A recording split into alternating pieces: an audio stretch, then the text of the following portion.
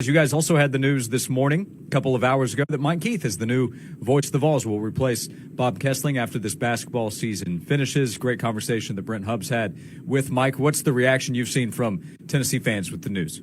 Oh, I think they've been excited. Really exciting time with Mike. A lot of fans of Mike over the years, and you've always heard his name kind of talked about with this and with Bob's retirement. Mike, just kind of felt the time was right, and maybe a few years ago it might not have happened, but he told the story to Brent in our sit down. He sat there and watched the 22 game with Alabama and Tennessee with his dad, who was in poor health at the time, and he was kind of helping take care of him, and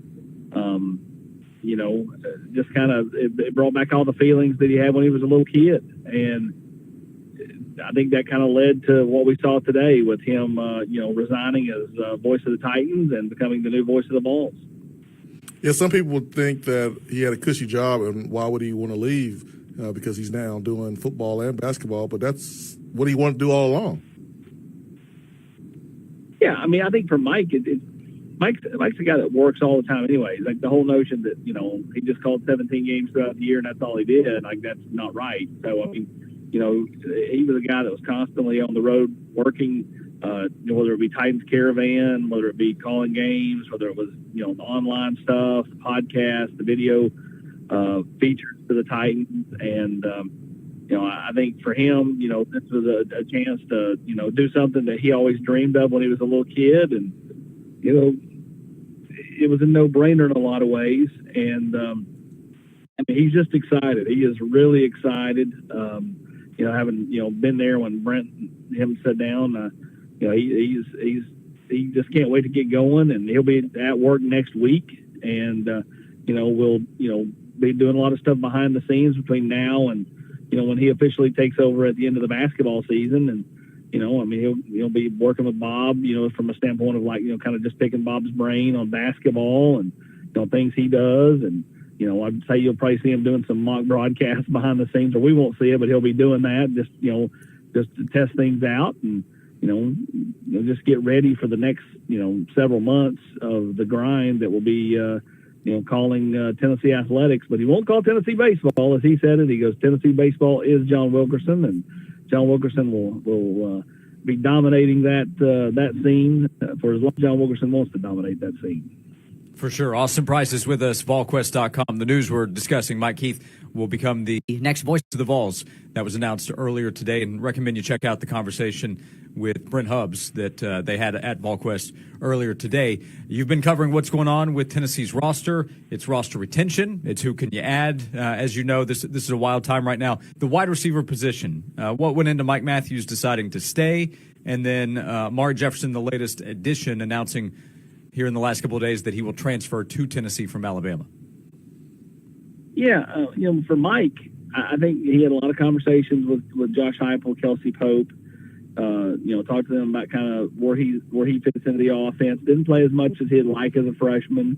And that's hard. You go into it thinking you're going to play, then you don't play, then you look around college football and there's Jeremiah Smith and Ryan Williams and Ryan Wingo all in your class making plays, and it's like, well, what about me? Why did I not make plays? And so, I think once they kind of got him settled,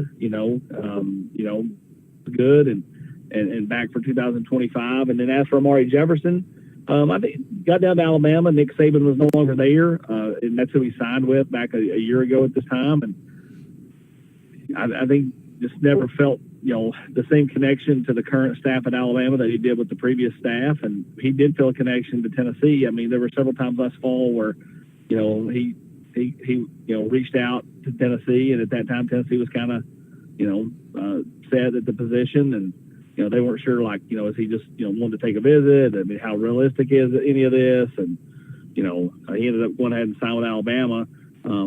I think it was just it made sense in a lot of ways. He was wanting to get back closer to home. Tennessee obviously needed help at the receiver position. He has not played, so you don't know what he is, right? You know what he was in high school, which was a super productive player, Mr. Football winner at Baylor.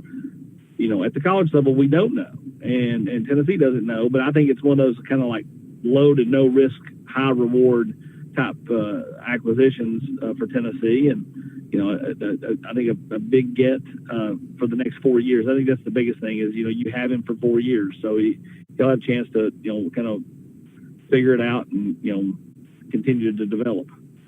What about offensive line? We're joined by Austin Price, Volquest.com. Well, you have Wendell Moy already in the boat.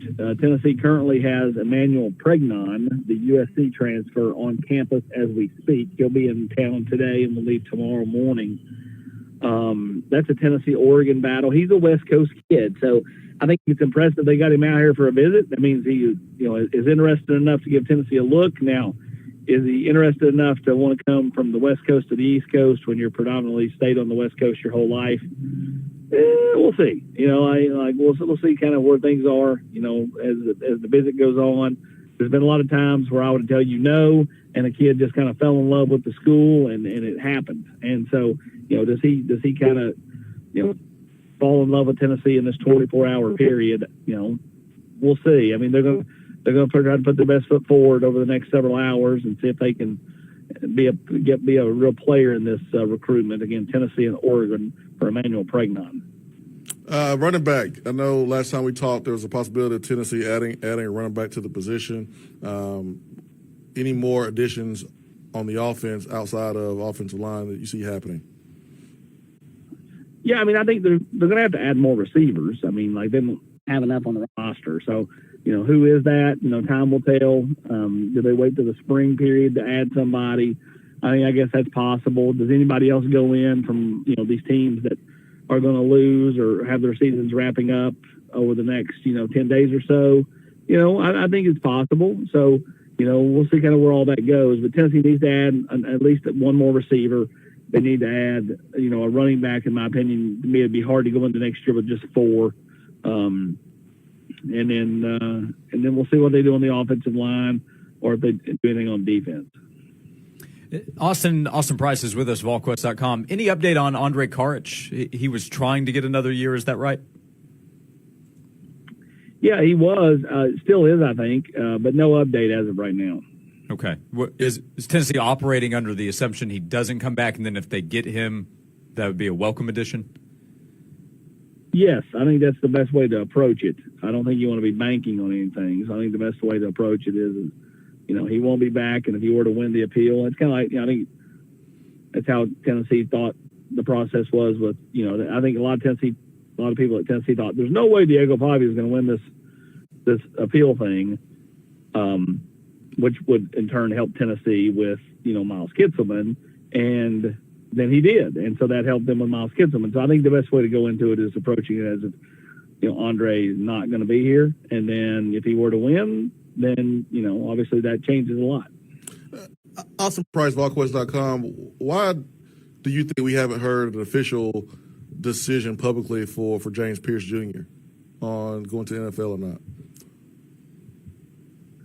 I don't know. I mean, I don't expect him back. So, I think it's just one of those things where he just hadn't announced yet. I don't think there's anything behind it. Another one where Tennessee is operating with 100% expectation he's off to the NFL. Yes, that's correct.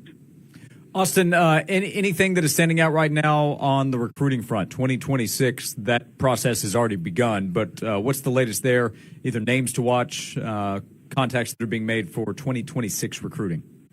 Well, Tennessee will have a couple of junior days coming up here towards the end of the month on back-to-back weekends. And then, they're in a really good spot with Tristan Keys, wide receiver out of the state of Mississippi. If they really get him, that would give them 3. They just picked up, a commitment the other night from a receiver from Huff over to Charlotte. So, Tennessee's done a nice job of filling out this class early. And obviously when you get them early, you got to hold on to them a little bit longer. But Tennessee's got some momentum as we head into mid-January.